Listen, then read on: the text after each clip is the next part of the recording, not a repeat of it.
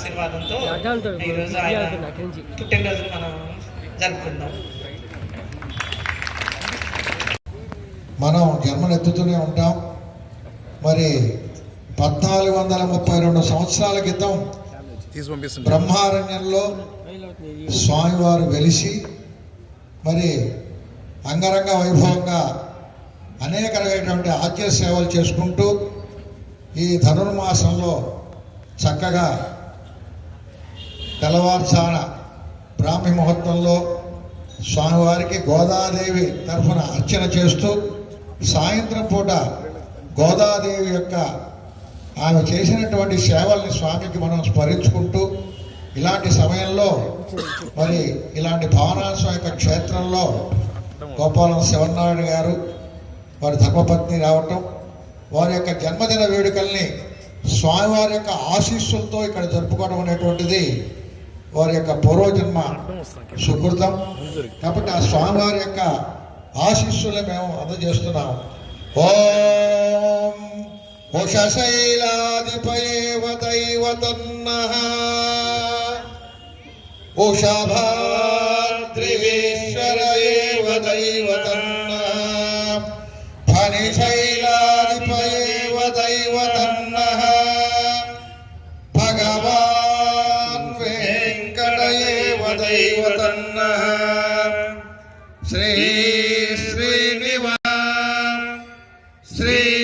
శ్రీనివాస పరమం ధనన్నః శ్రీ శ్రీనివాస కులదైవతన్నః శ్రీ శ్రీనివాస పరమాగతిన్నః భాగ్యలక్ష్మీ కరతల కమలే సర్వదా దానలక్ష్మీ దోద్దండే వీరలక్ష్మీ హృదయ సరసిజే భూత కారుణ్యలక్ష్మీ ఖడ్గాగ్రే శౌర్యలక్ష్మీ నిఖిల గుణగణాడంబరే కీర్తిలక్ష్మీ సర్వాంగే సౌమ్యలక్ష్మీ త్వయతు విజయమహీయతే ధాన్యం ధనం పశుం బహుపుత్రలాభం శత సంవత్సరం దీర్ఘమాయు నవో నవో భవతి జాయమానోన్నాంకేతుర్షసామిత్యగ్రే భాగం దేవేభ్యో విదదాత్యాయం ప్రచంద్రమాస్తిర్దీర్ఘమాయు ఆయుర్ధాగ్నే అభిషోజుషానో ఘృత ప్రతీకో ఘృతయో నిరేధి ఘృతం వేత్వా మధుచారుగవ్యం పితేవ పుత్రమభిరక్షతాదిదం. ఓం శతమానం భవతి శతాయుః పురుషः శతేంద్రియ ఆయుష్యేవేంద్రియే ప్రతిష్టతి.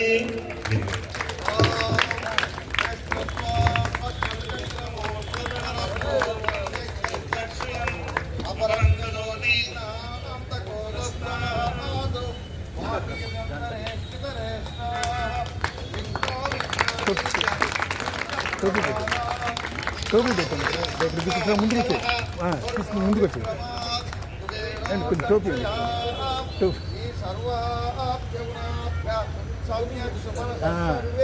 కూర్చోండి కూర్చోండి టోపీ కూర్చోండి కొంచెం ముందుకు వచ్చండి. శతాయు పురుష సదేంద్రియ ఆయుష్యేవేంద్రియే ప్రతిష్టతి. సన్మానం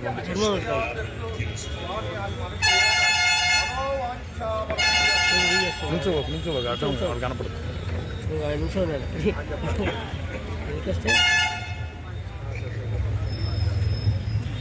లైట్ మోడ్ లైటింగ్ చెప్పింది బాగా.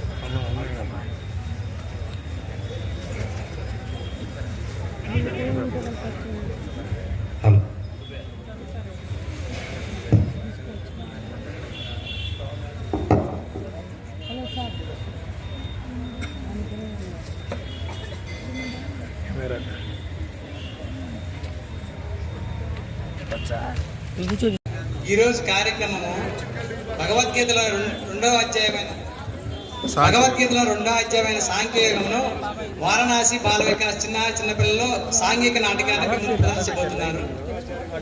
భగవద్గీత అంటే భగవంతుని స్తోత్రాలు స్తుతించడం కాదు, మన నిజ జీవితంలో ఎదురయ్యే సమస్యలను అధిగమించగలిగే ఆత్మశక్తినిచ్చే మనోవిజ్ఞాన శాస్త్రమే భగవద్గీత.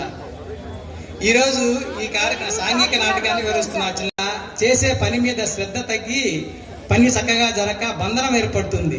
దానివల్ల దుఃఖానికి లోనవుతాడు. తాను ఎవరో తెలుసుకోగలిగితే ఈ దుఃఖాన్ని నుంచి విముక్తి పొందుతావని తెలియజేసే అద్భుతమైన అధ్యాయమే ఈ సాంఖ్యయోగం. శ్రద్ధ ద్వారానే జ్ఞానం వస్తుంది.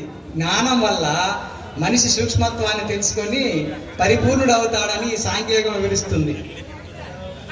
అనగనగనగా ఒక రామాపురం అనే ఊర్లో ఒక మాస్టర్ గారు చిన్నపిల్లలకి భగవద్గీత శ్లోకాలు చెప్తూ ఉంటారు. మాస్టర్ గారు పిల్లలకి శ్లోకాలు చెప్తూ 3 విషయాలు చెప్తారు. శ్లోకాన్ని కంఠస్థం చేయాలి, శ్లోకార్థాన్ని తెలుసుకోవాలి, దానిని నిత్య జీవితంలో ఎదురయ్యే సమస్యల మీద సంధించగలగాలి, దానివల్ల కలిగే ప్రయోజనాలను కూడా వివరిస్తారు. ఆర్థిక పరిస్థితి మేలవుతుంది, పరిపూర్ణ ఆరోగ్యంతో దీర్ఘాయుస్తో జీవించగలుగుతారు.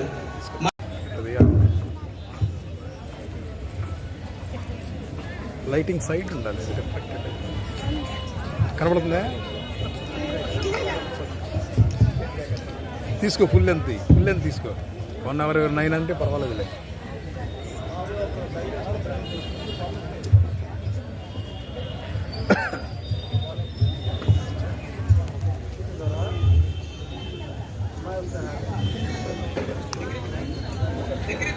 సెంటర్ ఫ్రేమ్ ఉందిగా నీకు, సెంటర్ ఫ్రేమ్ కరెక్ట్.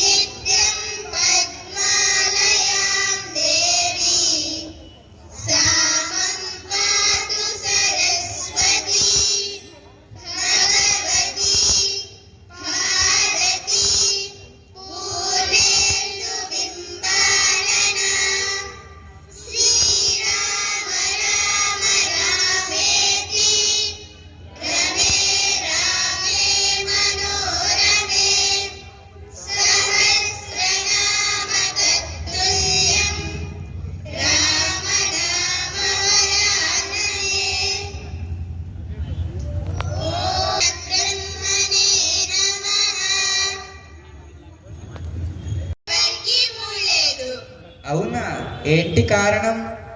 ఈరోజు మ్యాథ్స్ పేపర్లు ఇచ్చారు. ఇస్తే ఈరోజు ఎవ్వరూ ఆడుకోవద్దు, ఏడుస్తూ కూర్చోండి రాసి ఇచ్చారా? కాదు, మా అందరికి తక్కువ మార్కులు వేసిచ్చారు. మీరు రాసిన సమాధానాల క్వాలిటీని లెక్కగట్టి మార్కులు ఇస్తారే తప్ప మీ మీద కక్షతో కాదురా కనకలింగం. అది కాదు, ఆ కంచిరామయ్య గారికి వీళ్ళకి 100 మార్కులు వేసిచ్చారు. మాకేమో 0 దుట్టిచ్చారు. ఎవరికి ఎవరికి? కంచురామయ్య గారికి. కంచురామయ్యకా? రే కంచు మ్రోగినట్లు కనకంబు మ్రోగున మ్రోగునంద్రా కనకలింగం. సరే అట్లాగే కంచిలాగా మేము మ్రోగలేదు. కంచు కన్నా ఎక్కువ కష్టపడి చదివాంగా, సాధన చేశాంగా, రాశాంగా బాగానే. మరి ఎందుకు మ్రోగలేదు? కష్టపడి చదవాలి నిజమే, కానీ కష్టానికి తోడుగా ఏకాగ్రత ఉండాలి. ఆ సూక్ష్మం తెలిసి కష్టపడాలి. మాకు మార్కులు రావు. మా అన్న వాళ్ళకి ఉద్యోగాలు రావు. మా నాన్నలు చేసే వ్యాపారాల్లో లాభాలు రావు. వీళ్ళందరికీ సూక్ష్మం తెలియదంటావా? అవును, ఖచ్చితంగా తెలియనట్లే. శ్రద్ధ, ఏకాగ్రత లేని వారెవరైనా సూక్ష్మాన్ని పట్టలేరు, విజయాన్ని సాధించలేరు. మీరు ఈ ఏకాగ్రత ఎలా సాధించాలి? ఎవరు చెప్తారు? నువ్వు చెప్తావా? నేను కాదు, చెప్పాల్సిన వారు చెప్తారు. చెప్తారు కాదు, చెప్పేశారు. అందరూ విన్నారు, కానీ ఎవ్వరూ ఆచరించరు. ఎవరబ్బా చెప్పిన వారు? ఏమిటబ్బా చెప్పినది? మాకు గుర్తు రావటం లేదు. నువ్వు చెప్పవు, నేను చెప్తా.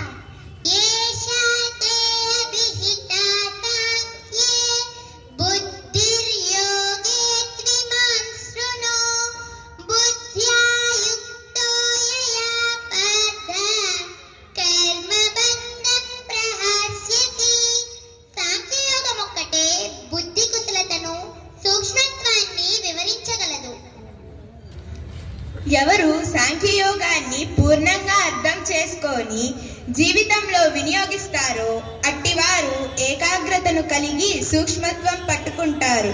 వారే కర్మబంధాల నుండి విముక్తి పొందుతారు. గీతలోని సాంఖ్యయోగం మాకందరికీ వచ్చు. వస్తే చాలదు, ఆచరించాలి. గీతా శ్లోకాలు నోటికి రావాలి, వాటి అర్థం తెలియాలి. వాటిని నిత్య జీవితంలో వినియోగించాలి. అవును, అప్పుడే మనందరి శ్రమకు పరిపూర్ణత. అవునవును. మరి మనమందరం కలిసి సాంఖ్యయోగ ప్రదర్శన ఆడుదామా? ఓ తప్పకుండా ఆడదాం. పరమతీరా ఆడుదాం. మరి భగవంతుడి శ్లోకాలు ఎవరు గానం చేస్తారు? సరే సరే, అందరూ చేద్దరు. మరి అర్జునుడి శ్లోకాలు ఎవరు అంటారు? ముందు భగవంతుని తలుచుకొని ప్రారంభించండి. విషమే సముపస్థితం అనార్యజుష్టమస్వర్గ్యం అకీర్తికరమర్జున. అర్జున, ఈ సంకట సమయంలో ఈ భయము ఎక్కడ నుంచి దాపురించింది నీకు? ఈ ప్రవర్తన నీకు తగదు. ఈ పిరిగితనం నీకు శోభించదు. అర్జున, ఇది అపకీర్తికరము. క్లైబ్యం ఆస్మగమః పార్థ నైతత్వయ్యుపపద్యతే క్షుద్రం హృదయ దౌర్బల్యం త్యక్త్వోత్తిష్ఠ పరంతప. ఓ పరంతప, నిన్ను వేధిస్తున్నది ఈ సమస్యలోని బలం కాదు, నీ హృదయంలోని దుర్బలత్వమే నిన్ను బాధిస్తున్నది. దాన్ని వదిలించుకొని లేవయ్యా కుంతీపుత్ర. ఆహా, ఎంత మంచి మాటలు ప్రచున్నమై ప్రతి గుండెల్లో ధైర్యాన్ని రైలించే ఈ భగవంతుని పలుకులు ఈ రోజు మనం అందరం కలిసి గానం చేద్దామా? ఓ తప్పకుండా చేద్దాం.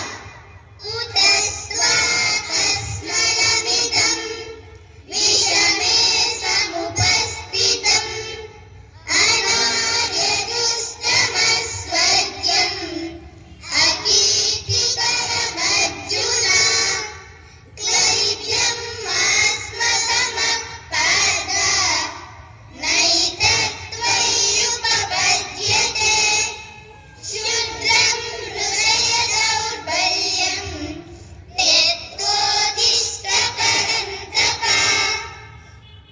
అన్నలారా, ఇదేమిటయ్యా ఈ చిత్రం?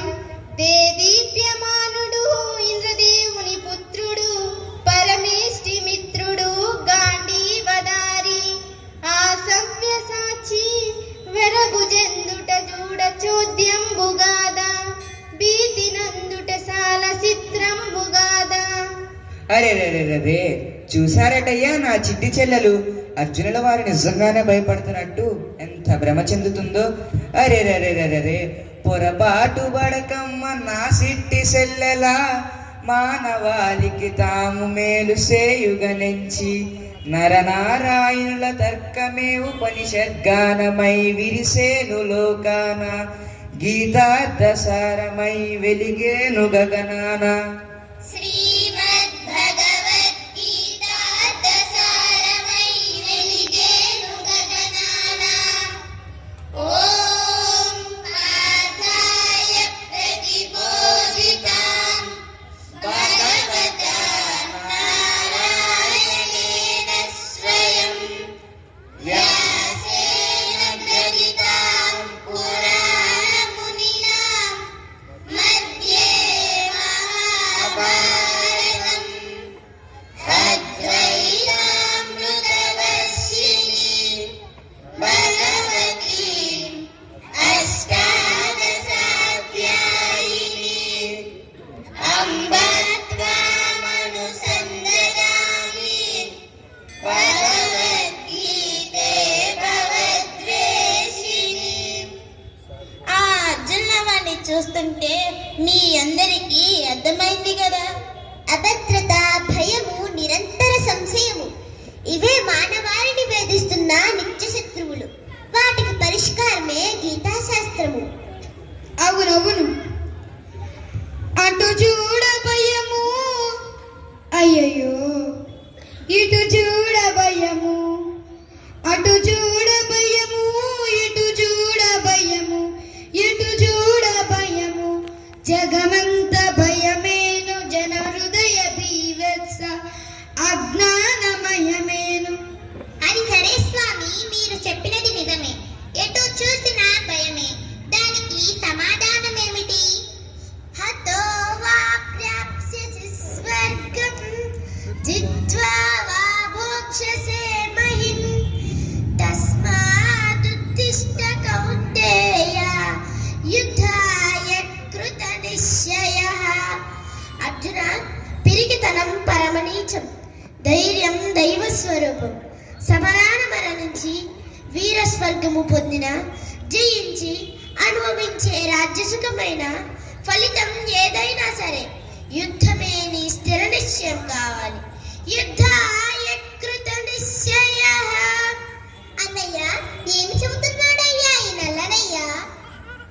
యుద్ధాలు మరణాలు తెగిపోయే పుస్తెలు, నుదిటి కుంకుమలు చెదిరి ఎనలేని దుఃఖాలు, కలత వద్దంటాడు గుండెదిటవంటాడు, భావ్యమా ఇది తనకు అన్నా, సాధ్యమా ఇది మనకు అన్నా, భావ్యమా ఇది తనకు, సాధ్యమా ఇది మనకు అన్నా. తల్లి పుట్టేము పెరిగేము కర్మ తాకిడి సేత బొమ్మలయ్యాడేము, నీటిపై బుడగలు నిత్యమై నిలిచేనా, నా సిట్టి తల్లి సాగు పుట్టుకల నడక నేటితో నిలిచేనా, యవ్వనపు వందాలు గట్లనే ఆగేనా. చెప్పమ్మ తల్లి, కాలమెవ్వరినైనా కరుణించి వదిలేనా, మనుజుడెవ్వడైనా తాగడిచి బ్రతికేనా. చెప్పయ్య స్వామి, ముత్యమంటి ఒక మాట మాకు చెప్పయ్య తండ్రి. దేహినోస్మిన్ యదా దేహే కౌమారం యౌవనం జరా తదా దేహాంతర ప్రాప్తిః ధీరస్తత్ర న ముహ్యతే. మానవ దేహంలో నివాసముండి బాల్యము, కౌమారము, యవ్వనము వంటి అనేక మార్పులను ఆస్వాదిస్తున్న లోపల ఉన్న జీవుడు తాను మాత్రం ఏ మార్పులను పొందడం లేదు. శిథిలమైన దేహాన్ని విడిచిపెట్టడమే మరణము, నూతన దేహాన్ని పొందడమే జననము. ఇట్లు సత్యమెరిగిన ధీరులు ఈ విషయమై దుఃఖించరు, బాధపడరు. దానికి సావు పుటకల సత్యం తెలిసింది. మరి బ్రతుకు వారం ఒకటింది కదా, జీవన సంగ్రామం. మరి దాని సంగతి ఏమిటి? సంసార దుఃఖాన బిక్కజొచ్చిన జనులు ఎంచగా సరిగాని ఎనలేని వ్యధలు, కలిసి రాని కలిమి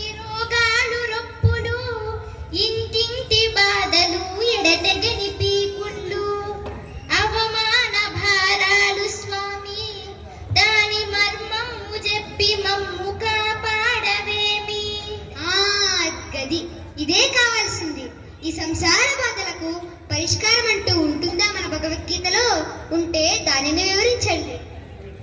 వ్యవసాయాత్మిక బుద్ధి ఏకేహ కురు నందన బహుశాఖాహ్యనంతాశ్చ బుద్ధయో అవ్యవసాయిన.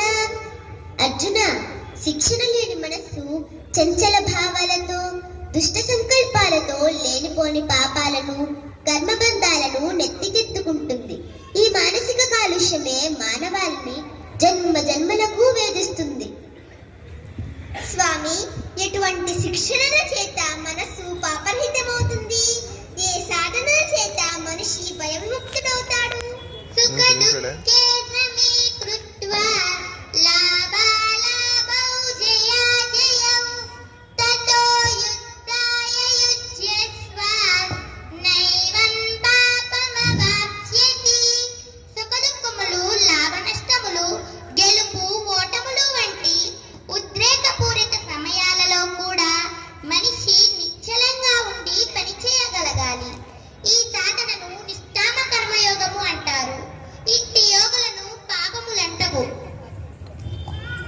దేహాభిక్రమణాసోస్తి ప్రత్యవాయో న విద్యతే స్వల్పమప్యస్య ధర్మస్య త్రాయతే మహతో భయాత్. ఈ నిష్కామ కర్మయోగమును ప్రారంభించిన పనులకు అపజయమంటూ ఉండదు. ఎట్టి దోషము నిన్నంటదు. ఈ యోగమును కొద్దిగా ఆచరించినను మహాభయము నుండి విముక్తుడవగలవు. చిన్నారులు భగవద్గీత శ్లోకాలను భావార్థాలతో చక్కగా వివరించారు. వీరిలో ఆధ్యాత్మిక చింతన ఎక్కువగా ఉన్న కిట్టు అనే చిన్నారి నిరంతరం తన తండ్రితో భగవద్గీత, రామాయణ, మహాభారతాల మీద అనేక ప్రశ్నలు అడుగుతూ ఉంటారు. వాళ్ళ నాన్నగారికి ఆధ్యాత్మిక జ్ఞానం తక్కువగా ఉండటం వల్ల తను అడిగే ప్రశ్నలకి సమాధానం చెప్పలేకపోతారు. అదే సమయానికి ఆ ఊరికి ఒక స్వామీజీ తన శిష్య బృందంతో వచ్చి భగవంతుని వాక్యాలు చక్కగా చెప్తున్నారని వాళ్ళ స్నేహితులు చెప్పగా విని తనని ఆ స్వామీజీ దగ్గర తీసుకెళ్ళమని కిట్టు కోరుతాడు. సరే, తాను అడిగే ప్రశ్నకు నేను సమాధానం ఎటు చెప్పలేకపోతున్నాను, కనీసం ఆ స్వామీజీ దగ్గర తీసుకువెళ్తే తన మనసులో మెదిగే ప్రశ్నలకి సమాధానం దొరుకుతుందని తీసుకుని వెళ్తాడు.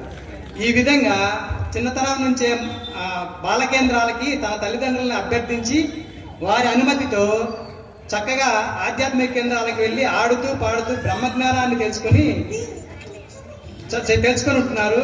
తనలాంటి చిన్నారులు దుఃఖం కలిగినప్పుడు, జీవితం అర్థం కానప్పుడు ఈ ఆధ్యాత్మిక కేంద్రాలకు వెళ్ళి ఏ విధంగా చేస్తారు ఇప్పుడు మీ ముందు చిన్నారులు ప్రదర్శించబోతారు. అయ్యా, మనకు స్వామి వచ్చినారంటయ్యా. దేవుని తత్వాలు చాలా బాగా పాడుతుండు. గందరు బోధ చూసేట్టుండు. మనం కూడా బోధమే అయ్యా. సరే, అట్లనే కానీ రేపు పోదాంలే, గమ్మునుండు. దేవుని తత్వాలు చాలా బాగా పాడుతుండు. గందరు బోధ చూసేట్టుండు. అది గందరు పోతుండ్రు. సరే పోదాం పద, నువ్వు చెప్పినాక తిరిగేంది, పోదాం పద. సరే కానీ ఆ చుట్టబడేసి స్నానం చేయి. పెద్దల కాడికి పోతే జర శుభ్రంగా ఉండాలి. ఇంకా సరే కానీ బిడ్డ, నువ్వు నన్ను ఇంటికాడ అడిగే మహాభారతం, రామాయణం ప్రశ్నలేయో ఆ స్వాములను అడుగు. ఏమంటావు, సమస్య అయిందా రాసినా? సరే పదేయ్యా. గడి గడిగో స్వామి. యోగాలు క్షేమాలు ఎండమావుల మల్లె ఎదురాడరన్నా. యోగాలు క్షేమాలు ఎండమావుల మల్లె ఎదురాడరన్నా. ఈ అతి మాయ జగతి మితిలేని మోహాల తిరకాసురన్నా. ఈ అతి మాయ జగతి మితిలేని మోహాల తిరకాసురన్నా. యోగాలు క్షేమాలు ఎండమావుల మల్లె నిన్ను వేధించరన్నా. యోగాలు క్షేమాలు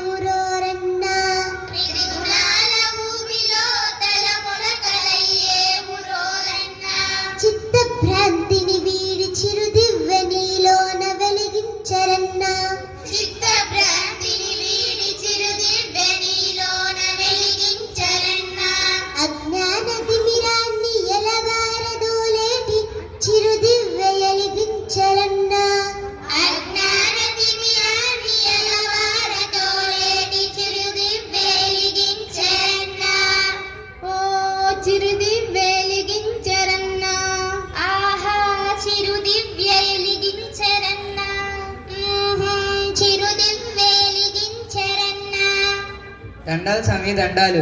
శుభమస్తు నాయన. రా ఇలా రా, ఇక్కడ కూర్చో.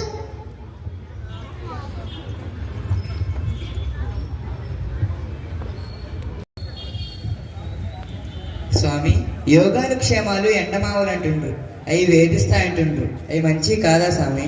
అవును నాయన, దేవుని ఆదేశం లేకుండా చేసే ఏ ప్రయత్నము మంచివి కావు. అవి ఎండమావిలో నీరులాగా అసత్యాలు. అట్టి అన్వేషణలు దుఃఖ కారణాలు నాయన. స్వామి దేవుడి ఆదేశం అంటుండ్రు, అదేదో కాస్త వివరం చెప్పురి.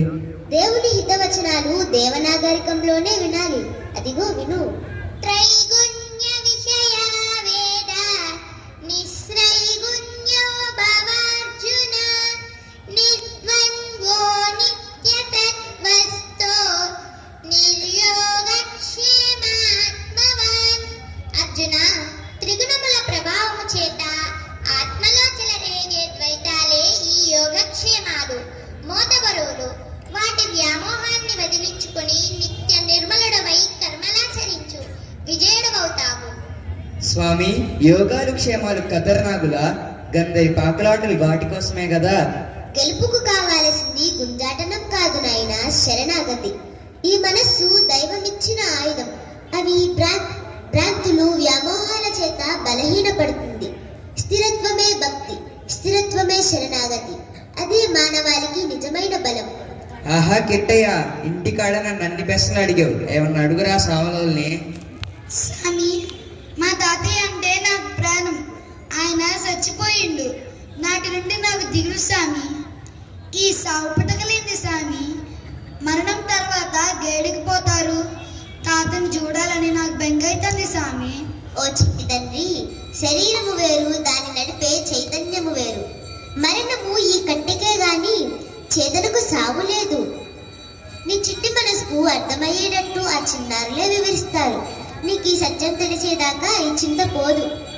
వెళ్ళు, ఆడుతూ పాడుతూ సత్యాన్ని తెలుసుకో. హరి నారాయణ హరి ఓం, హరి కేశవ హరి గోవింద, హరి నారాయణ హరి ఓం. చూసారంట్రా, మనం కిట్టే పాటలు పాడుతుంటే మన దగ్గరికి ఇంకో కిట్టయ్య వచ్చాడు. కిట్టయ్య, కిట్టయ్య, కిట్టయ్య, మా చిన్ని కిట్టయ్య, చూడయ్య చూడు, సాంఖ్యయోగము వంక కనులెత్తి చూడు. బాల్య కౌమార యవ్వనాలు, ఆపిదప వృద్ధాప్య మరణాలు, ఇవి దేహ ధర్మాలయ్య కిట్టయ్య, దేహ ధర్మాలయ్య కిట్టయ్య. కిట్టయ్య, కిట్టయ్య, కిట్టయ్య, మా చిన్ని కిట్టయ్య, నీవేమో చేతనవు కిట్టయ్య, నీవేమో చేతనవు, నిత్యమై సత్యమై నిండుగా వెలిగేటి నిఖిలాత్మ చేతనవు. కిట్టయ్య, నాశరహితంబైన అవ్యయానిదివయ్య నీవు. కిట్టయ్య, కిట్టయ్య, కిట్టయ్య, మా చిన్ని కిట్టయ్య,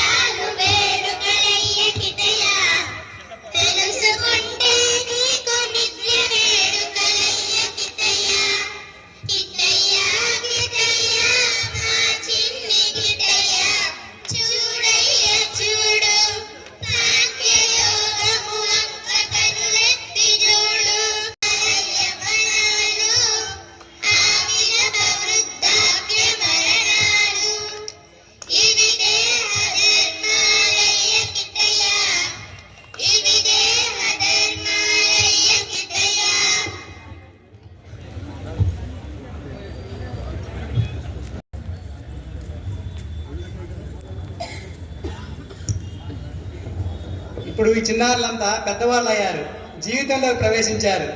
వీరికి జీవన కష్టాలు మొదలయ్యాయి. ఎవరైతే భగవద్గీతని సాధన చేసి బాగా తెలుసుకున్నారో వాళ్ళు ఉన్నతమైన స్థానాల్లో ఐఏఎస్ ఐపీఎస్లుగా ఉండి సమాజానికి సేవ చేస్తూ ఉన్నారు. వీరు అప్పుడప్పుడు వాళ్ళ మాస్టర్ గారిని కలుసుకుంటూ ఉంటారు. ఒకనొక గురు పూజోత్సవం నాడు తన స్నేహితుడైన రాముకి జీవితంలో ఏర్పడిన క్లిష్టమైన పరిస్థితులని ఏ విధంగా వీళ్ళు ప్రాబ్లమ్స్ సాల్వ్ చేశారో మీ ముందు ఇప్పుడు ప్రదర్శించబోతారు.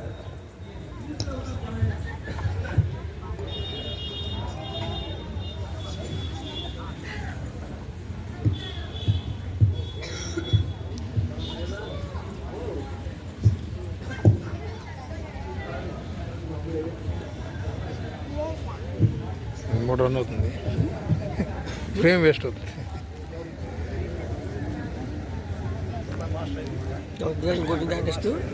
ఇంకా లేదు, ఇదే లాస్ట్.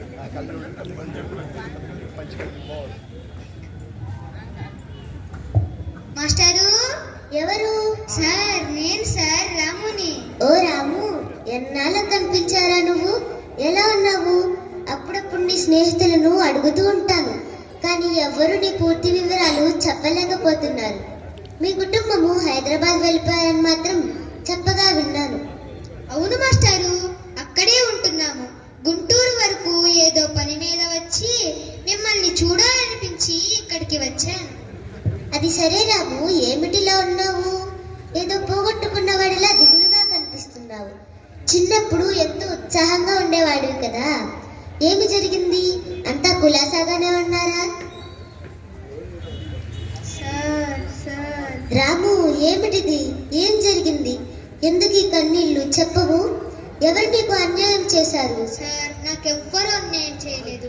నేనే డబ్బంతా సర్వనాశనం చేసి కుటుంబాన్ని కట్టుబట్టలతో వీధుల్లో నిలబెట్టాను. పుట్టి పెరిగిన ఊరిలో ఉన్న భూమిని, ఇల్లును అమ్మి హైదరాబాద్లో సాఫ్ట్వేర్ కంపెనీని ప్రారంభించాను. కాలం వక్రీకరించింది. అంతర్జాతీయ సమస్యలతో చేతికందిన 3 ప్రాజెక్టులు సగంలో రద్దయ్యాయి. ఆర్థిక పరిస్థితి తలక్రిందులై రోడ్డున పడ్డాను. రాము, మరి ఇప్పుడు ఏమిటి దారి? కనిపించడం లేదు మాస్టారు, ఏ దారి కనిపించడం లేదు.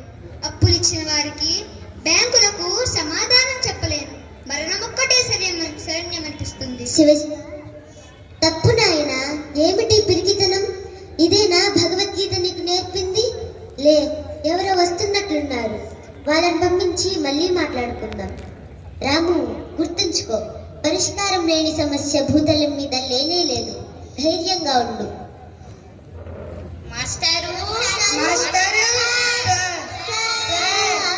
ఉన్నా ఇక్కడే ఉన్నా, వస్తున్నా. నమస్కారాలు. సరే, ఏమిటి వేళ నా భాగ్యము? గీతాగానం చేసే కోయిలలన్నీ ఒక్కసారిగా వచ్చి ముంగిట్లో వాలాయి. ఏమిటబ్బా, వసంత ఋతువు గాని ముందే వచ్చిందా? వసంతం కన్నా గొప్పది ఈ రోజు గురు పూజోత్సవం మాస్టారు. ఓహో, మీకన్నీ గుర్తున్నాయిరా. పెద్దవాళ్ళైనా కూడా మన సంస్కృతిని మాత్రం మర్చిపోలేదు. శభాష్. మీ శిక్షణ మాస్టారు. ఎలా మర్చిపోతాం? శ్లోకాల కన్నా మీ తిట్లు, ఎగతాళి మాటలే మమ్మల్ని తీర్చిదిద్దాయి. మాస్టారు, మీకోసం ఒక కానుక తెచ్చాము, అదేంటో చెప్పుకోండి చూద్దాం. నేను చెప్పుకోను. మీరే కానుక తెచ్చినా సరే నేను దాన్ని ముట్టుకోను. అదేంటి సార్ అంత కోపంగా ఉన్నారు? మేమే పాపం చేశాము? మీరంతా గీతాభ్యాసం మానేసి యోగ భ్రష్టులయ్యారు. మీ కానుకలు నాకేం వద్దు. మాస్టారు, మేము నిత్య గీతారాధకులం, మహాయోగులం. కావాలంటే పరీక్షించుకోండి, ఆ తర్వాతే కానుక అందుకోండి. మీరు అనుకుంటే సరిపోయిందా? జీవిత సమస్యను ఒకదాన్ని మీ ముందుంచుతాను. మీ గీతను అనుసరించి దానికి సరైన పరిష్కారం చెప్పండి. అప్పుడే మీ కానుక తీసుకుంటాను, లేదంటే లేదు.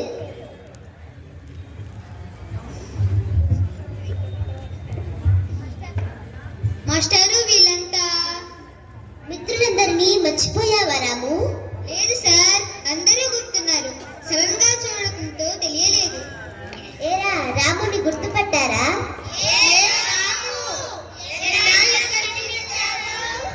What a surprise! గురు పూజోత్సవంకి మాకంటే ముందొచ్చావు. సరే మాస్టారు, రాము కూడా కలిశాడు. తానే మా అందరికి జడ్జు. మాకు భగవద్గీత ఎగ్జామినేషన్ స్టార్ట్ చేయండి. మేము యోగులమో యోగ భ్రష్టులమో తేల్చేయండి. సరే తేల్చేస్తాను, శ్రద్ధగా వినండి. నాకు ఒక కల వచ్చింది. అవునా? ఎప్పుడు మాస్టారు? తెల్లవారుజామున. అయినా ఎప్పుడైతే నీకెందుకు, నా టెన్షన్ చెడగొట్టవద్దు. అరే డిస్టర్బ్ చేయకు. సార్ మీరు చెప్పండి సార్, మీకు ఒక కళ వచ్చింది. అవును, అది మామూలు కళ కాదు, పీడ కళ. కళలో నేను ఒక సాఫ్ట్వేర్ కంపెనీని నడుపుతున్నాను. పెద్ద పెద్ద ప్రాజెక్టులు వచ్చాయి. చాలా ఖర్చు భరించి శ్రద్ధతో చేస్తున్నాను. ఇంతలో రష్యా, ఉక్రెయిన్, మిడిల్ ఈస్ట్ వంటి యుద్ధాలు వచ్చి పరిస్థితులు తారుమారయ్యి ప్రాజెక్టులు క్యాన్సిల్ అయ్యాయి. ఆర్థిక బాధలలో చిక్కుకున్నాను. జీవితం పైన విరక్తి, ఆందోళన. మీ గీతను అనుసరించి చెప్పండి, ఏమిటి మార్గం? ఎలా బయటపడాలి? సార్, మీకు ఒక సమస్య వచ్చింది. సరే, వెంటనే మీలోని ప్రజ్ఞ మీ భయం చేత చెదిరిపోయింది. అందుకే మీకు అది ఆందోళనగా మారింది, పీడకలగా పరిగణించింది. సరే, ఇవన్నీ వద్దు, నేనేం చేయాలో అది చెప్పండి. అరే చెప్పండి రా సార్కి ఏం చేయాలో.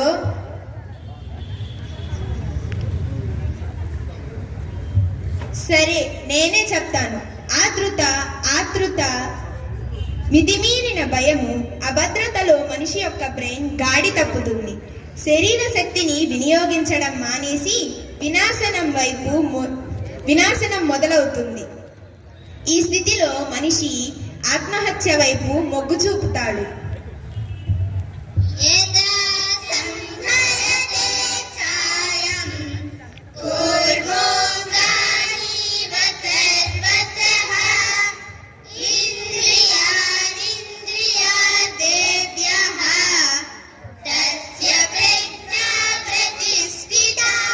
అంటే శ్లోకాలు రాగాలు తీస్తూ కూర్చుంటే జీవిత సమస్య పరిష్కారం అవుతుందా? కాదు సార్, శ్లోకం నోటికి రావాలి, శ్లోకార్థం తెలియాలి, దానిని జీవన సమస్య మీద సంధించాలి. తప్పక పరిష్కారం అవుతాయి. మరి ఆ విధానం ఏమిటో చెప్పండి. చెప్తాం సార్, మమ్మల్ని గుక్కదిప్పుకోనివ్వండి. గీతార్థాన్ని సమన్వయంతో చెప్తే సకల మతాలు, నైతికులు, హేతువాదులు, సైంటిస్టులు అంగీకరించి తీరాలి. అది కదా మీ శిక్షణ. మీ కళలోని దుఃఖానికి సమాధానం తేలికే, కానీ దాన్ని గీతా మార్గంలో వివరించడమే కష్టం. శ్లోకాలు, సైంటిఫిక్ పదాలు కూడా తీసుకుంటున్నాను. మిత్రులారా, మధ్యలో కల్పించుకుంటున్నందుకు నన్ను క్షమించండి. మీరు పరిష్కరిస్తున్నది మన మాస్టర్ గారి కళ కాదు, అది నా జీవిత దుఃఖం. మాస్టర్ గారు చెప్పిందంతా కూడా నా జీవిత సత్యం. ప్రస్తుతం నేను భరించలేని ఆర్థిక దుఃఖంలో ఉన్నాను.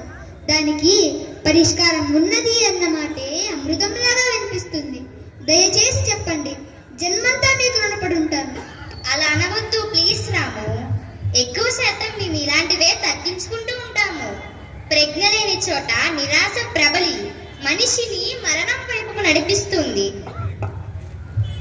ఒక ఇబ్బందిని కాదు, సమస్యల రాసుల్నే బూడిద చేయగల ప్రళయ జ్వాల మన భగవద్గీత. ఆ దివ్య తేజానికి భౌతిక సాక్షి మేము చదువుతున్న న్యూరో సైన్స్. ఈ రెండింటిని జత కలిపి చెప్తాము. 4 టెక్నికల్ పదాలు చెప్తాము. అధునాతన శాస్త్రవేత్తల పలుకులు సనాతన గీతార్థాలతో మమేకమై మానవ దుఃఖాన్ని భస్మీపటలం చేస్తాయి. మీకు పుణ్యం ఉంటుంది. ఉపోద్ఘాతాలాపి పరిష్కారం చెప్పండిరా మహానుభావులారా.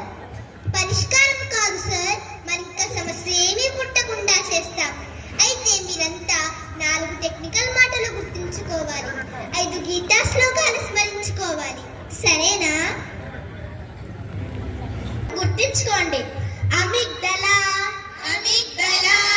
అయినా మిగతలా ఏమిట్రా? అదేమన్నా అరబిక్ మంత్రమా? భగవద్గీత చెప్పమంటుంటే బోధ వైద్యం మొదలు పెట్టారేమిట్రా? అవును సార్, అది మనిషి మెదడులో చిన్న భాగం. ఆకాశమంతా భయాన్ని, భూమండలమంతా అనుమానాన్ని పుట్టిస్తుంది మనిషిలో. అదే దాని లక్షణం. మనిషి ఏకాగ్రతను చెడగొడుతుంది. సరేలే, నువ్వు శ్లోకం చెప్పరా ధర్మేష్.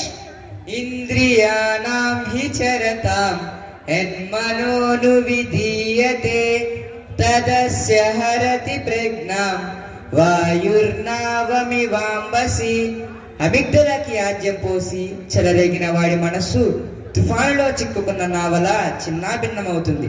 అటువంటి వ్యక్తి మార్గాన్ని పట్టలేడు, తీరాన్ని చేరుకోలేడు. పరిష్కారం కావాలి అని అంటున్నారా మాస్టారు? అది చెప్పండి రా నాయనా.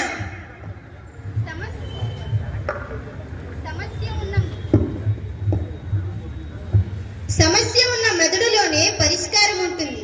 రెండవ శాస్త్రీయ పదం చెప్తున్నాను, దాని పేరు ప్రీఫ్రంటల్ కార్టెక్స్. అది వెంటనే అమిగ్దలాని సముదాయిస్తుంది. ఏమని చెప్తుందమ్మా మహి? యదా సంహరతే ఛాయం కూర్మోంగానీవ సర్వసః ఇంద్రియాణింద్రియాదేభ్యః తస్య ప్రజ్ఞా ప్రతిష్ఠితా.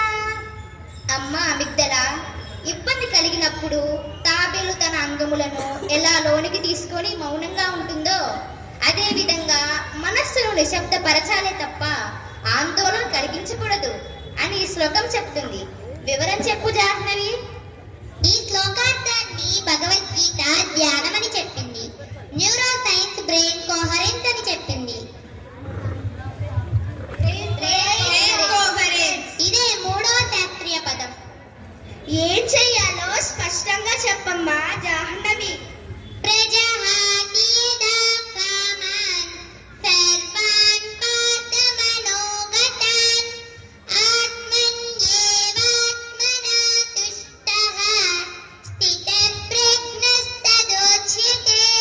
మనసులో చెలరేగుతున్న వివాదాలను, కోరికలను మొత్తాన్ని వదిలించుకుని సంతృప్త మనసుతో ఉన్న పరిస్థితిని నిశ్శబ్దంగా అవగాహన చేసుకోవాలి. క్షేత్రజ్ఞం చాపి మాం విద్ధి సర్వక్షేత్రేషు భారత క్షేత్రజ్ఞయో జ్ఞానం యత్తజ్ఞానం మతం మమ. విశ్వజ్ఞానం మన స్వీయ జ్ఞానంతో సమ్మిళితమై అద్భుత పరిష్కారాన్ని ఇస్తుంది. ఇదే గ్లోబల్ వర్క్ స్పేస్. ఇదే నాలుగవ శాస్త్రీయ పదం. క్షేత్రజ్ఞుని శక్తి. సిద్ధాంతాలు కాదు, పరిష్కారం చెప్పండి. పరిష్కారం రాముకే చెప్తాను. రాము, నీవు అతిగా బీటిల్లి నేను ఓడిపోయానని ప్రకటించకూడదు. తాబేలులా నిశ్శబ్దంగా ఉండి పలానా ప్రాజెక్టులు పూర్తి అయ్యాయని, వినియోగానికి సిద్ధంగా ఉన్నాయి, కావాల్సిన వారు రమ్మని అంతర్జాతీయ వేదిక మీద ప్రకటించాలి. అంతరంగంలోని భయం నీ ముఖంలో కనిపించకూడదు. మెల్లమెల్లగా ఎంక్వైరీలు ప్రారంభమై తీరుతాయి. పరిస్థితి చక్కబడి తీరుతుంది. మాస్టారు, మహి చెప్పింది అక్షర సత్యం. నేను గెలిచాను. ఇంకా నా జీవితంలో ఓటమి రానే రాదు. ఇప్పుడే ఇక్కడే నా విజయోత్సవం జరుపుకుంటాను. జై జగన్మాత, జై శ్రీమద్ భగవద్గీత. భగవద్గీత ఏం చెప్తుందంటే, నీవు ధన్యులవయ్యి ఇతరులు కూడా ధన్యులు చేయని చెప్తుంది. ఈ చిన్నారులు ఈ ప్రదర్శన మీరు ఎంతగానో ఆదరిస్తారని చెప్పి వారికి మీ ఆశీస్సులు కరదాల ద్వారా చెప్పాలని కోరుతున్నాను. చివరిగా శాంతి మంత్రం చెప్పి ఈ కార్యక్రమాన్ని ముగిస్తాను.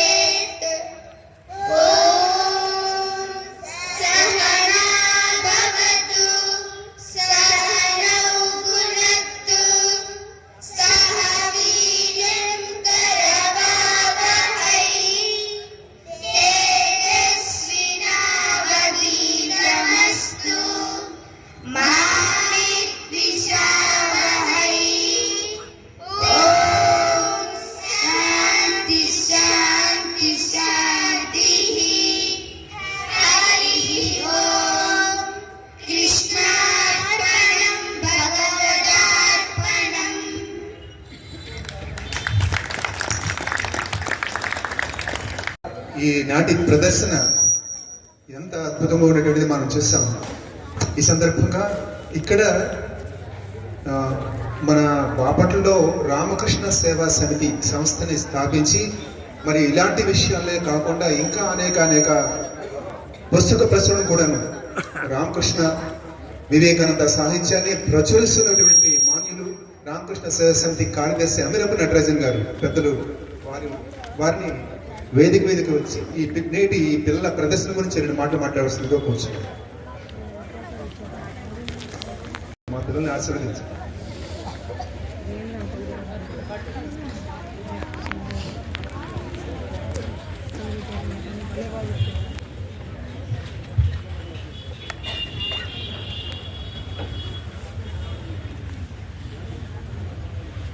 స్థాపకాయ చ ధర్మస్య అవతార వరిష్ఠాయ రామకృష్ణాయ తే నమః. జీవి గారు మాట్లాడుతూ చక్కటి ప్రయత్నం అని చెప్పారు. సంస్కృత భాషలో ప్రయత్నం అనేది చాలా మంచి గొప్ప కష్టంతో కూడిన పని చేయడానికి ప్రయత్నం చేయడం అని అర్థం. తెలుగులో ప్రయత్నం అంటే ఏదో చేశాడులే అని అర్థం. కానీ ఏంటంటే సంస్కృతంలో చాలా మంచి అర్థం ఉంది. ఇది నిజంగానే ప్రయత్నం. భగవద్గీతని సామాన్య ప్రజానికం దగ్గరికి తీసుకురావాలి. వివేకానంద స్వామి చెప్తారు ఏంటంటే మన భారతదేశంలో సనాతన ధర్మంలో చెప్పిన విషయాలు చాలా ఏమంటారంటే అర్థం కాకుండా ఉంటాయి. ఒకసారి తిక్కమక్కగా కూడా ఉంటాయి. ఆయన చెప్పిన మాటలు నేను తెలుగులో చెప్తున్నాను. కానీ ఎవరైతే గనక సనాతన ధర్మం ఇచ్చిన సందేశాన్ని 10 మందికి తీసుకొస్తారో, 10 మంది దగ్గరికి చేరుస్తారో, 10 మందికి అర్థమయ్యే విధంగా వాళ్ళకి తెలియజేయడానికి ప్రయత్నం చేస్తారు, అటువంటి వాడు నిజంగా భారతదేశానికి సనాతన ధర్మానికి మేలు చేసిన వాడు అని చెప్పి ఆయన చెప్తారన్నమాట. ఇటువంటి ప్రయత్నాన్ని చూస్తే నాకు అది గుర్తొస్తుంది అనమాట. అంటే రవీంద్ర గారు చేసిన ఈ ప్రయత్నం ఇది చాలా చిన్నదేమీ కాదు. దీనికి చాలా దూరం వెళ్తుంది. ముఖ్యంగా ఏంటంటే చిన్నపిల్లలతో మనం పనిచేసినప్పుడు అది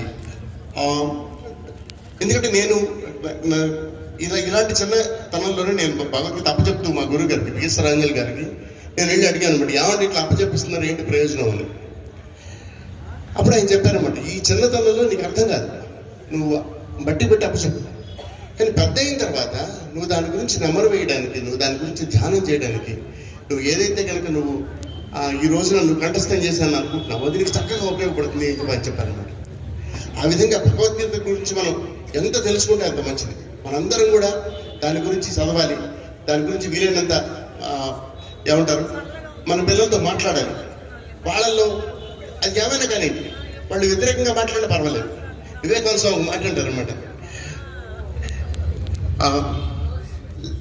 let them talk badly if they please, but let them talk is my motto అని చెప్తాను. ఏమంటే వ్యతిరేకంగా మాట్లాడే వాళ్ళు ఎవరంటే మాట్లాడమనండి, కానీ మాట్లాడమనండి అని చెప్తాను. ఏంటంటే మనం మాట్లాడితే దాని గురించి అర్థం చేసుకోవడానికి మొదలు పెడతాం. అసలు మాట్లాడలేకపోతే దీన్ని అర్థం చేసుకోవడానికి వస్తుంది. అది కాబట్టి ఈ రోజు ఈ చక్కటి ప్రయత్నం, చాలా బ్రహ్మాండమైన ప్రయత్నం ఇది. దీని ఈ చిన్న బీజం కావచ్చు కాక, కాబట్టి ఇది పెద్ద వటవృక్షంలాగా, అశ్వత్థ వృక్షంలాగా ఈ బ్రహ్మాండంగా పెరిగి నేను భారతదేశం మొత్తాన్ని ఇది తాకుతుందని చెప్పి నేను ఆశిస్తూ ఇంతటితో ముగిస్తున్నాను. ఈ అవకాశం ఇచ్చినటువంటి అలాగే ఇప్పుడే మనం ఈ కార్యక్రమానికి ముందు డాక్టర్ గారి మన పుట్టినరోజు శుభాకాంక్షలు అందించాం. మరి డాక్టర్ గారిని వచ్చి వేదిక దగ్గరికి వచ్చి ఈ పిల్లల్ని ఆశీర్వదిస్తూ వారి అభిప్రాయం చెప్పాల్సిందిగా కూర్చున్నారు. ఇంకొక విషయం, ఇందాక డాక్టర్ గారిని పరిచయం చేస్తూ మన బాపట్లో మాత్రమే వారు ఇట్లా సేవలు అందిస్తున్నారని చెప్పి అనుకున్నాను. తర్వాత రవీంద్ర గారు చెప్పారు, వీరు వారానికి 2 సార్లు చొప్పున నెల మొత్తం కూడా ఒక్క బాపట్లోనే కాకుండా తెలుగు దేశాలు మొత్తం కూడా వారు ఇట్లా వైద్య సేవలు అందిస్తున్నారు. ఇట్లా క్యాంపులు పెట్టేసేసి ఈ రోజున మన కరోనా సమయంలో మనం చూసాం, దాన్ని ఉపయోగించుకొని కరోనాని ప్రజలు ఇబ్బంది పెట్టే డాక్టర్ని మనం చాలా మంది చూసాం. కానీ ఇట్లా సమాజానికి ప్రజలకి ఇట్లా సేవలు అందించేటువంటి డాక్టర్ని మనం ఈ రోజున ఇక్కడ మన సభాముఖంగా మనం చూస్తున్నాం. మన తరఫున, మన ఊరి తరఫున వారికి ధన్యవాదాలు తెలుసుకుంటూ ఇప్పుడు వారిని వివరించే పరిస్థితి వచ్చింది.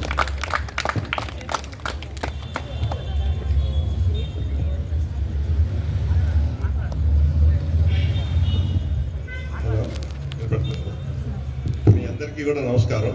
ఈ పిల్లల విషయం గురించి చెప్పాలంటే చాలా గొప్పగా చేశారు, చాలా మంచి ప్రయత్నం. ముందు చెప్పిన వక్త నటరాజు గారు చెప్పినట్టు. కాకపోతే వీళ్ళు మొట్టమొదటి ఏం చెప్పారు వీళ్ళందరూ, మీరు అసలు దానికి ఆన్సర్ చెప్పలా. వీళ్ళందరూ దిగులుగా కూర్చున్నారు. ఎందుకు కూర్చున్నారు? కనకరత్నం, ఇంకో రత్నం కంచురత్నం, కంచురామయ్య. కనకరత్నం ఏమో బాగా మార్కులు వచ్చినాయి, కంచురత్నంకి రివర్స్ అయింది కదా. దానికి మీరు సమాధానం చెప్పారా? మీరు మొదలుపెట్టినప్పుడు ఏంటి? ఒకళ్ళు దిగులుగా ఉన్నారు, ఆ దిగులు అనే దానికి మీరు ఆన్సర్ ఇచ్చారా? ఇవ్వలేదే. ప్రాణం చేసాం, ఎన్ని చేసినాక నేను కూడా 100కు 100 మార్కులు వచ్చినా, ఇంకొకరికి 10 మార్కులు వచ్చినాయి, ఒకరికి 90 మార్కులు వచ్చినాయి. అంటే ఇది ఎప్పుడైతే మీరు ప్రశ్నించడం మొదలు పెట్టగలుగుతారో ఆ ప్రశ్న పక్కనే సమాధానం ఉంటుంది. ఒక 5 లీటర్ల గిన్నె, 10 లీటర్ల గిన్నె, 100 లీటర్ల గిన్నె, 3 గిన్నెలు తీసుకొచ్చి ఒక్కో దాని మీద మనం 1000 లీటర్ల పాలు పోసామనుకో, 5 లీటర్ల గిన్నెలు ఎన్ని నీళ్ళు మిగులుతాయి, పాలు మిగులుతాయి? 5, 6, 100, 1000, 5 లీటర్లు మిగులుతాయి కదా. 10 లీటర్ల గిన్నెల మీద 1000 లీటర్ల పాలు పోసామనుకో, ఎన్ని లీటర్లు మిగులుతాయి? 10, 11, 9, 1000. 1000 లీటర్ల గిన్నెల మీద 1000 లీటర్లు పోసామనుకో ఎన్ని నీళ్ళు మిగులుతాయి? ఇప్పుడు అందరూ సమానమైనటువంటి తెలివితో బడికి లోపలికి వచ్చారా? మనం చెప్పినవన్నీ కూడా పాఠాలు 100కు 100 చెప్తే, 100 మాటలు చెప్తే టీచర్ గారు, ఈ 100 మాటలు తలకెక్కించుకోగలిగిన పిల్లలు ఉన్నారా అక్కడ? లేదు. మరి మీరు దేని గురించి మాట్లాడుతున్నారు?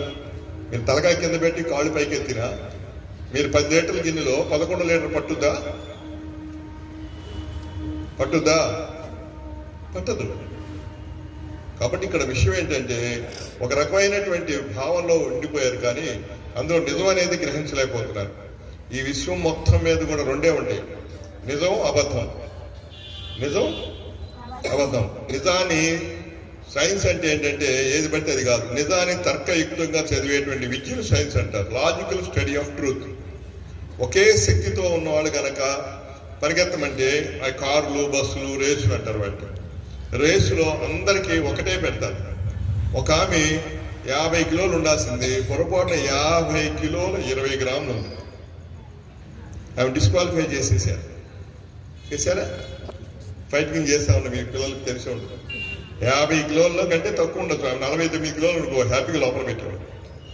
50 దాటి 1 గ్రాము 2 గ్రాములు ఎక్కువైంది కాబట్టి ఆమె జుట్టు కూడా కత్తిరించుకుంటారు వాళ్ళు. తర్వాత ఆ రోజు అన్నం కూడా తిన్నారు, నీళ్లు కూడా తాగరు, అండర్వేర్ కూడా వేసుకోరు. ఎందుకంటే 10 గ్రాముల బరువు ఎక్కువైనా కూడా డిస్క్వాలిఫై అవుతారు. దీన్ని రేస్ అంటారు, దీన్ని కుస్తీ పోటీలు అంటారు. వీటిలో అందరూ సమానమైన శక్తితో, ఇక్కడ అందరికీ కళ్ళు ఉన్నాయి. ఏ 2 కాళ్ళకి సమానమైన చూపు ఉంటుందా? ఏ 2 కాళ్ళకి సమానమైన బలం ఉంటుందా? అందరికి జుట్టు కింద గుజ్జు ఉంది కదా, సమానమైనటువంటి గుజ్జు ఉన్నవాడు ఉన్నారా? ఉండరు. ఇది ఒక రకమైన భ్రాంతిలో పడ్డారు. కాబట్టి ఇక్కడ జరిగింది ఏంటంటే చదువులో మార్కులు చూడాలా, మార్కులో చదువు చూడాలా. వాడికి 100కి 100 మార్కులు వచ్చినాయి ఒకడికి, 100కి 10 మార్కులు వచ్చినాయి ఒకడికి, 50 మార్కులు వచ్చినాయి. ఏం జరిగినట్లు? నువ్వు చూడాల్సింది ఏంటంటే ఈ పిల్లవాడి కెపాసిటీ ఎంత? 10 మార్కులే. ఆ పిల్లవాడి 10 మార్కుల కెపాసిటీ వచ్చాడు, 10 మార్కులు సాధించాడు, వాడు 100 పాస్ అయినట్టు. ఆ పిల్లవాడి కెపాసిటీ 50, ఆ పిల్లవాడికి 50 వచ్చినాడు పాస్ అయినట్టే. వాడికి 100కి కెపాసిటీ కాదు, వాడి కెపాసిటీ 1000. నువ్వు 100 పోసావు, నువ్వు చాలన్నట్టు వాడికి. వాడి పేరు న్యూటన్. వాడు జనవరి 4వ తారీఖు పుట్టాడు 1643లో. 1643 జనవరి 3వ తారీఖు ఒకటి, 1643 జనవరి 4వ తారీఖు తర్వాత మానవాళి ఒకటి. గీత గీశాడు వాడు పుట్టుకతో. ఎవరు? నమ్మినోడికి దేవుడు, నమ్మనోడికి ప్రకృతి. న్యూటన్ అనేవాడు చెప్పినాకే మానవాళి. న్యూటన్ ముందు, న్యూటన్ తర్వాత. 1643 జనవరి 4వ తారీఖు అతను పుట్టినరోజు. వాడి పేరు న్యూటన్. వాడు కూడా ఇందాక అడిగినట్టుగా ఇంకా ప్రశ్న అడుగుతూ ఉంటాడు. ఎందుకు చెబుతానంటే ఇది ప్రతిదానికి కూడా ఒక తర్కం ఉంటుంది. తర్కం ఏంటంటే మీరు చెప్పారు ఏకాగ్రతతో ఉండాలి. నువ్వు దేనైనా సరే గ్రహించాలంటే ఏకాగ్రత ఉండాలి. మార్కుల్లో చదువు చూడాలా, చదువులో మార్కులు చూడాలా. చదువులో మార్పు చూడటం అంటే పిల్లలకి చదువు ఎక్కించుకునే హక్కు పిల్లవాడిది. డబ్బులు కట్టారు వాళ్ళ అమ్మ నాన్న, బాధ్యత వాళ్ళది, హక్కు పిల్లవాడిది. డబ్బు తీసుకున్నాడు కాలేజీ వాడు, లెక్చరర్లు, చదువు చెప్పాల్సిన బాధ్యత వాళ్ళది. హక్కు ఎవరిది? బిడ్డది. 100కి 10 మార్కులు వచ్చినప్పుడు 90 మార్కులు రావాల్సిన చదువు ఆ బిడ్డకి రావాలా. ఎవరికి ఉంది ఇక బాధ్యత? టీచర్కి ఉంది, కాలేజీకి ఉంది. రోడ్డు సరిగా అయిపోతే నడిచేవాడిని తిడతారా, రోడ్డు వేసేవాడిని తిడతారా? బాధ్యత ఉన్నవాడు తిడతారా, హక్కు ఉన్నవాడు తిడతారా? పిల్లవాడికి 50 మార్కులు వచ్చినప్పుడు మనం కోపం, దాని అర్థం ఏంటంటే 50 మార్కులు రావాల్సిన చదువు పిల్లవాడికి ఎక్కలేదని. వీడికి చదువు ఎంత ఎక్కించారు, చదువు వీడు ఎంత ఎక్కించుకున్నాడు తెలుసుకోవడానికి పరీక్షలు పెడతారు. పరీక్షలు పెట్టేది ఎవరి ముందు ఎవరు వెనకనే దానికోసం కాదు. ర్యాంకులు ఎక్కడ వేయాలంటే బైక్ రేసులు వేయాలా, కారు రేసులు వేయాలా, కుస్తీ పోటీలు వేయాలా. కానీ స్కూళ్ళ దగ్గర వేయకూడదు, చదువుల దగ్గర వేయకూడదు, వైద్యం దగ్గర చేయకూడదు, వ్యాపారాల దగ్గర చేయకూడదు. ఎందుకని? నేను చేస్తున్నా వైద్యం, చాలా మంది చేస్తారు వైద్యం, ఎవరి స్టైల్ వాళ్ళు చేస్తారు. కాదు నేను సక్సెస్ అయ్యానా లేదా అనేది నా కస్టమర్ చెబుతాడు. పిల్లవాడు సక్సెస్ అయ్యాడా లేదని ఎవరు చెప్పాలి? పిల్లవాడు చెప్పాలి, అంతే వాళ్ళ అమ్మ నాన్న చెప్పాలా. ఈ టీచర్ మంచోడా గొప్పోడా కాదనేది ఎవరు చెప్పాలి? ఎవరు వేయాలి మార్కులు? టీచర్కి మార్కులు ఎవరు వేయాలి? స్టూడెంట్స్ వేయాలి. టీచర్స్, డాక్టర్ మంచోడా గొప్పోడా అనేది ఎవరు వేయాలి? నాకు, నా పేషెంట్లు వేయాలా, నా సమాజం వేయాలి. రివర్స్. కాబట్టి ఇక్కడ విషయం ఏంటని చెప్తా అంటే వాడి కెపాసిటీ 50 మార్కులే వస్తాయి. వాడికి దేవుడు ప్రకృతి ఇచ్చిన కెపాసిటీ 50 ఇచ్చాడు. కాబట్టి పిల్లవాడు బడికి జారబోయే ముందే వాళ్ళు టీచరు పిల్లవాడిని తర్వాత తల్లిదండ్రుల సమక్షంలో వీళ్ళ కెపాసిటీ ఎంత అనేది ముందు లెక్కేసి పెట్టాలి. పరీక్ష పెట్టినాక వాడు 50 మార్కులు వచ్చాయనుకో, వాడు 100% అంటారు. వాడి కెపాసిటీ ఫిల్ అయిపోయింది. వాడు కనుక 49 వచ్చానుకో, ఇంకొక మార్కు కోసం ముందుకు పాకులు అడిగించచ్చు. వాడు 51 తెచ్చుకున్నాడు అనుకో, దాని అర్థం ఏంటంటే వాడు మిగిలినవన్నీ కూడా సుఖాలు వదిలేసి, ఆటలు వదిలేసి, పాటలు వదిలేసి, ఆ అసూయతో, గర్వంతో, ద్వేషంతో వాడు రగిలిపోతా ఆ ఒక్క మార్కు తెచ్చుకుంటాడు. ఇది జరుగుతున్న యథార్థం ఇది. కానీ ఈ పిల్లగాళ్ళందరికీ ఏడుపు ఎందుకు? అడిగాను మాత్రం ఎందుకు? కాబట్టి ఇక్కడ ఏదంటే ఇంకోటి ఎప్పుడు పోల్చుకోకూడదు. ఎప్పుడైతే నువ్వు పోలిక పెట్టుకున్నావో నీ మీద నీకు హింస జరగడం మొదలవుతుంది. ఎవరి శక్తి వాడిది. అర్జునుడు బాణాలు వేసాడు, మరి మనం ఎందుకు వేయట్లేదు? అందరూ అన్నాలు తిని శుభ్రంగా కరెంటు బాగానే కొంచెం కబుర్లు చెప్పుకునేవాడు, కరెంటు రాగానే మన అన్నం తినే చేతులకి వెళ్ళిపోయేవాడు. అర్జునుడు మాత్రం ఏం చేశాడు? అన్నం తిని చీకటప్పుడు కూడా అన్నం తింటా ఉన్నాడు. తర్వాత వాడి సైంటిస్ట్ వాడికి అర్థమైపోయింది, ఒరే ఇదంతా చీకట్లో కూడా అన్నం తిన్నా కదా, నేను చీకట్లో బాణం ఎందుకు వెళ్ళాను అనుకున్నాడు. అనుకున్నాక ఏం చేశాడు? చీకట్లో బాణాలు వేయడం మొదలుపెట్టాడు. అందరూ కళ్ళు చూసుకుని తెరిస్తే పెద్ద గొప్పే ఉంది, నేను కళ్ళు మూసుకుని వేయాలని చెప్పాడు. అందరూ ఎదురు చూస్తే నేను వెనక చూసి అక్కడ ఏదో నీళ్లు చూసి నీళ్ళలో వెనక నుంచి కొడతాం మొదలు పెడతాను. అందరూ పోయేదానికంటే ఒక రకమైన విభిన్నమైన రీతిలో ఆలోచించడం మొదలుపెట్టాడు. అందరూ దృష్టి అంటే తిరిగి నిద్రపోతా ఉంటే అర్జునుడు మాత్రమే రాత్రిపూట చీకట్లో బాణాలు వేయటం నేర్చుకున్నాడు. అది దృష్టి, అది శ్రద్ధ. నేను ఇది చేయగలిగినప్పుడు నేను ఎందుకు చేయలేను? ఒక పక్షి ఎగురుతుంది, నేను ఎందుకు ఎగరలేను అని రెక్కలు కట్టుకొని ఎగిరి కాళ్ళు ఎరగొట్టుకున్నారు రైట్ బ్రదర్స్. ఇప్పుడు అదే విమానాలు గంటకి 2000-3000 కిలోమీటర్ స్పీడ్లో పోగలుగుతాయి. మ్యాక్స్ అంటే ఒక ధ్వని వేగం 1200 కిలోమీటర్లు ఉంటుంది. 2 మ్యాక్స్ అంటే 24, 3 మ్యాక్స్ అంటే 3600 కిలోమీటర్ స్పీడ్ గంటకి వెళ్తాయి. అది ఎక్కడ మొదలు పెట్టారు? ఆ పిల్లవాడు పక్షి గుర్తుంది, నేను ఎందుకు ఎగరలేను? ఒకడెవడో చెప్పాడు, నీళ్ళలో పోయేటువంటి యంత్రం ఒకటి ఉంటే బాగుంటుంది, దానికి ఇలా చేయొచ్చు అని ఊహ వచ్చింది. ఊహ వచ్చినాక సబ్బనే తయారు చేశారు. ఊహించాలి, పిల్లల్లో ఉంటుంది అనమాట. అంటే వీటన్నిటికీ పరిష్కారం నేను చెప్పేది, కన్ఫ్యూజ్ అవ్వద్దు మీరు ఎవరు. అద్భుతమైనటువంటిది భగవద్గీత, అందులో డౌటే లేదు. మీరందరూ కూడా హిందూ మతం లేదా నా క్రిస్టియన్ మతం, నా ముస్లిం మతం అని. ఇప్పుడు మీరు చూశారు బంగ్లాదేశ్లో వాడు, మనం అందరూ కూడా 5000 మంది సైనికులు అంటే చచ్చిపోయింది. బంగ్లాదేశ్ని పాకిస్తాన్ వాళ్ళు పీడిస్తుంటే 1974 అనుకుంటా, ఆ టైంలో మేము కూడా డబ్బులు కట్టాం బంగ్లాదేశ్ కోసం. అవన్నీ కూడా 5 పైసలు 10 పైసలు ఎక్స్ట్రా కట్టాం. వాళ్ళని మనం విడిపిస్తే ఈ రోజున బంగ్లాదేశ్లో పరిస్థితులు మారిపోయి ఒక నోబెల్ ప్రైజ్ విన్నటువంటి యూనస్ అనేవాడు వచ్చి ఇప్పుడు భారతదేశాన్ని ద్వేషిస్తున్నాడు. మనం ఏం చేశాం? భారతదేశానికి బంగ్లాదేశ్ మనం చేసిన ద్రోహం ఏంటి? వాళ్ళ పురాణాలు చదువుకుంటాం, మన భగవద్గీత మనం చదువుకుంటాం. వాళ్ళ బైబిల్ వాళ్ళు చదువుకుంటున్నారు. మణిపూర్లో క్రిస్టియన్స్ తగిలిపెడుతున్నారు. ఎందుకు? ఎవరు? మతం అనేది నిజంగా తెలుసా? మీరు అందరూ హిందూ మతం, క్రిస్టియన్ మతం అని అంటున్నారు. మీరు ఎప్పుడైనా మతం అనేది అని అడిగారా? మతం అనేది అడిగారా? కులం అనేది అడిగారా? నేను అదే చెప్తాను. మొన్న ఆలోచించా, ఈ మొత్తం భూమిని తయారు చేసింది ఎవరు? నమ్మినోడికి దేవుడు, నమ్మనోడు ప్రకృతి. సూర్యుని తయారు చేసింది దేవుడు, చంద్రుడిని తయారు చేసింది దేవుడు. మరి నన్ను తయారు చేసింది దేవుడు. మరి పులిని తయారు చేసింది, పిల్లిని, కుక్కని, చీమని, ఏనుగుని, పైన పిడుగుని, సునామీని, సముద్రాన్ని, నన్ను, నిన్ను, పూలని, ముళ్ళుని. అంటే దీని అర్థం ఏంటి? దీని అర్థం ఏంటి? ఇక్కడ ఎవ్వడు కూడా ఏది మతం లేదు, మతమే లేదు. మతం అంటే నువ్వు జీవన విధానం. పూలు పని చేయడం కోసం పూలు పడుతాయి, ముళ్ళు పని కోసం ముళ్ళు పడుతాయి, రోడ్డు పక్కన గబ్బు తిని ఊరు బయట మురుగులు పడుకోవడానికి పందులు పడుతాయి, శివాలయం లోపల శివలింగం కోసం ఎదురు కూర్చోవడానికి నందులు పడుతాయి. మీ పని కూడా మీరు పుడతాను. నేను కూడా అనుకుంటే ఆలోచించాను, ఎందుకు పుట్టాను, నేను ఎందుకు పుట్టాను, నేను చచ్చిపోయేలాగా నేను తెలుసుకోగలుగుతానా లేదని. ఎందుకు పుట్టానంటే, నేను నాకు ఊహ వచ్చిన కాడి నుంచి ఇప్పటి వరకు నేను ఏ పనులు చేశానో ఆ పనులు చేయడం నేను పుట్టాను. మీరు కూడా అంతే పుట్టారు. మీరు ఒక 5 నిమిషాలు ఆలోచించి మేము వచ్చిన కాడి నుంచి మీరు ఏమేం పనులు చేశారో మీకున్నంతగా బెస్ట్ మెమరీ డైరీ ఎవరికి ఉండదు.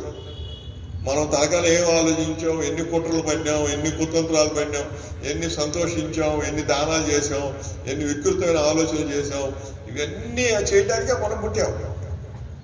ఇక్కడ ఎవ్వరు సెపరేట్ పుట్ల. ఉరుగు పని చేయడానికి ఉరుగు పుట్టింది, పిడుగు పనికి పిడుగు పుట్టింది, నా పనికి నేను పుట్టా. అగ్నిపర్వతానికి అగ్నిపర్వతం పుట్టింది, నా పనికి నేను పుట్టా. అగ్నిపర్వతం నేను ఎవరు? మీ ఇద్దరు ఒకటే కంపెనీ. మా ఇద్దరు కంపెనీ ప్రకృతి. పులి పంది కంపెనీ, నంది కంపెనీ ఎవరు? రెండులు తయారు చేసిన కంపెనీ ఎవరు? జంతువులకు లేని మతాలు ఎందుకు వచ్చినాయి? జంతువుల్లో రెండే ఉంటాయి, ఒకటి క్రూరత్వం ఉంటుంది, ఒకటి అమాయకత్వం ఉంటుంది. క్రూరత్వాన్ని వదిలించడానికి ఉన్నటువంటి ప్రక్రియ పేరే మతం. క్రూరత్వం అంటే ఏంటి? నేను అబద్ధం చెప్పడం. ఎందుకంటే మిమ్మల్ని మోసం చేయడానికి, నష్టం కలిగించి, కష్టం కలిగించి, మీ కన్నీళ్లు తెప్పించి, మీ శ్రమను దోచుకు తిని, మీ జీవితాన్ని నాశనం చేయడానికి ఉన్నటువంటిది క్రూరత్వం. మరి ఈ క్రూరత్వం నాకు వదిలించేది ఎవరంటే నా మతం.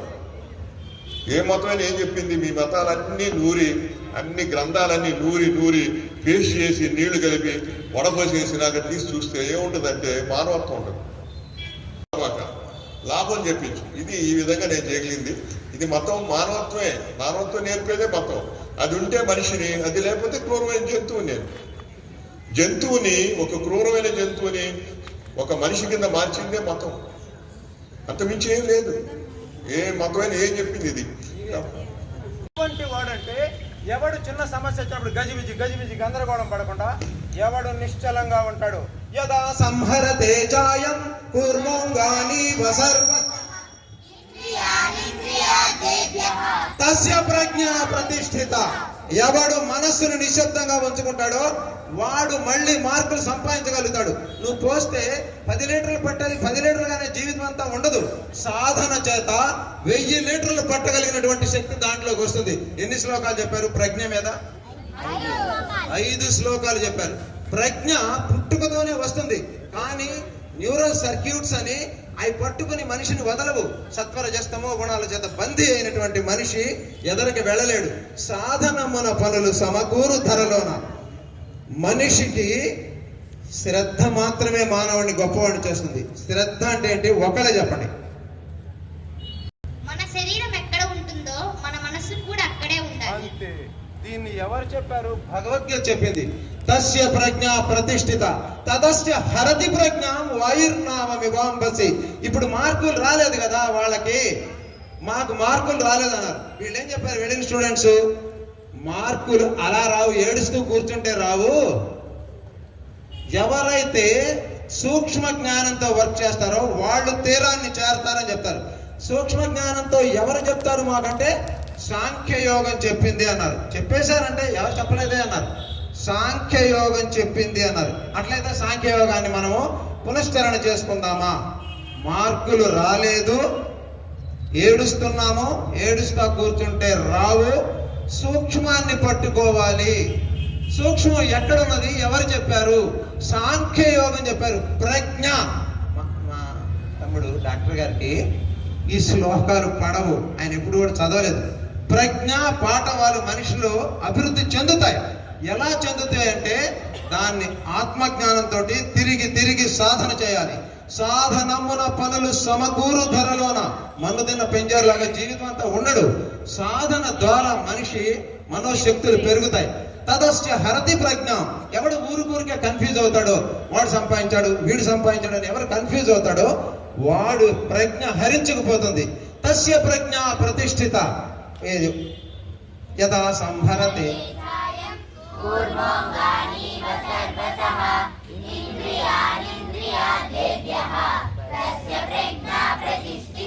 ఓకే, ఎవరి ప్రజ్ఞ ప్రతిష్ఠితం అవుతుందంటే గజిబిజి జరిగినప్పుడు తన అంగాలను మొత్తాన్ని లోపలికి తీసుకున్నటువంటి తాబేలు ఉన్నదే, దానికి అప్పుడు మనం ఆ రెస్ట్ పీరియడ్ లో శక్తి వస్తుంది. గజిబిజి గజిబిజి గందరగోళం పడుతుంటే ఆత్మహత్య చేసుకుంటావు. ఇంకొకటి తస్య ప్రజ్ఞ ప్రతిష్ఠిత. ఇంకో శ్లోకం.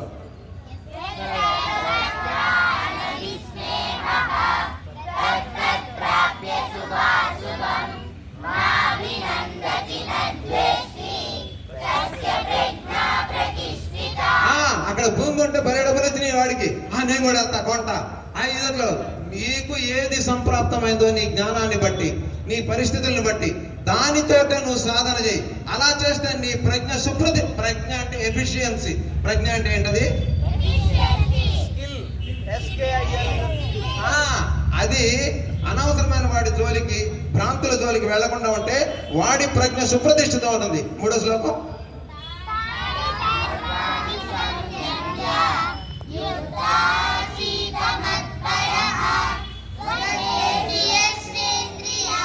రైట్. ఈ ఇంద్రియాలు, కన్ను లేదు, ఒక అందాన్ని చూడంగానే పరిగెత్తింది. ఈ చెవు డబ్బులు వస్తుంది దీంట్లో అందని ఇడి పరిగెత్తింది.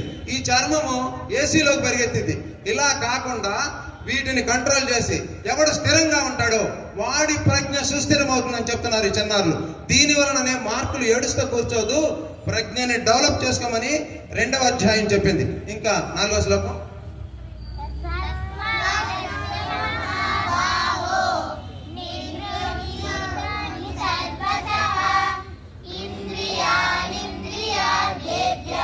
ఇంద్రియార్థాలు ఉంటాయే, ఈ ఇంద్రియార్థాల జోలికి వెళ్ళకూడదు.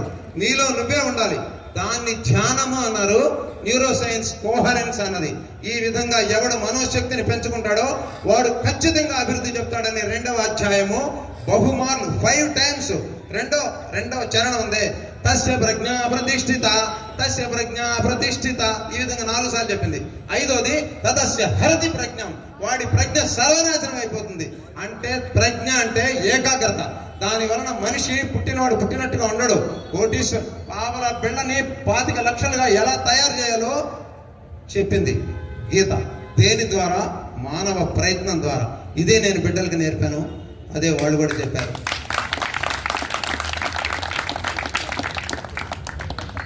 కూడా ఒకే కాయనికి ఉన్నటువంటి 2 బొమ్మ పుస్తలు లాంటివి. డాక్టర్ గారు దేవుడు అనేటువంటి కాన్సెప్ట్ని పక్కన పెట్టేసేసి ప్రకృతి తీసుకోమన్నారు.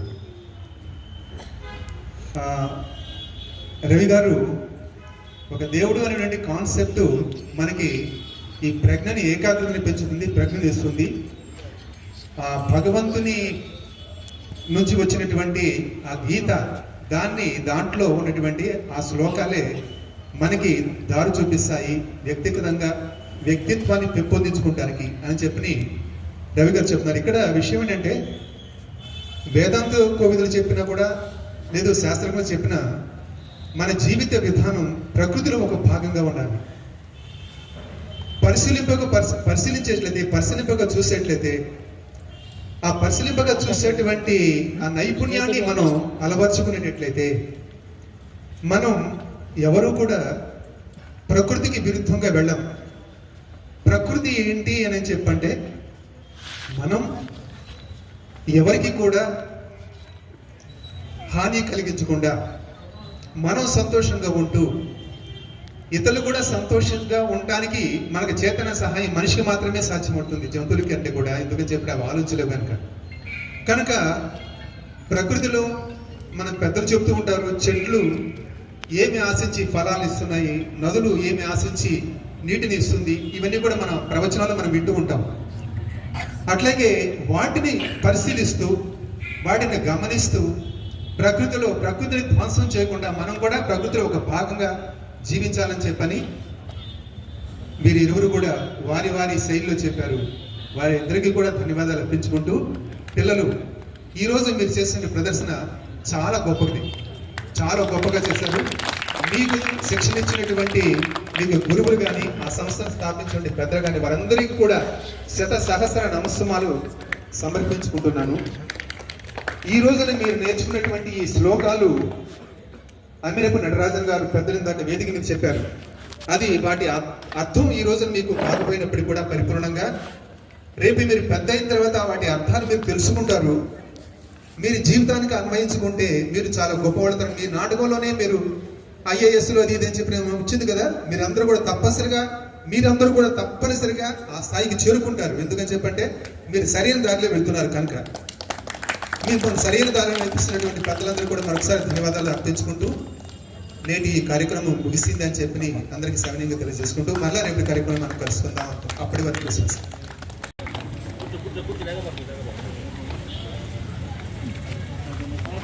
నంది లే అమూల్